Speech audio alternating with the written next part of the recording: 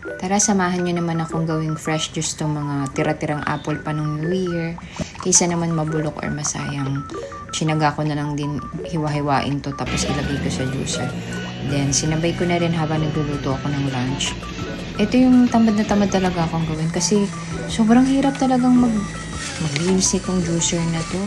Pero inisip ko nga, kaysa masayang or mabulok, mainom na lang din. At least, di ba, parang healthy pa rin.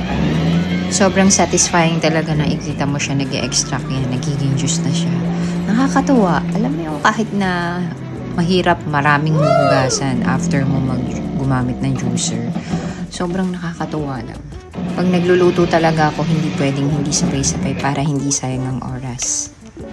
At eto na yung nagawa ko. Siguro apat na apple nga pala yung na-slice ko dito. Yan na yun, kung gaano siya kadami. Sobrang sarap. Then, nilagyan ko na lang din siya ng ice para matikman ko naman agad. Para worth it naman yung pagpapagod ko dito. Then, ito yung nilagay kong honey, subing na bibili sa supermarket. Ayan, walang ayos talaga tinikman ko. Para fresh na fresh, diba? Ako lang talagang hindi fresh. Charot. Salamat sa panonood.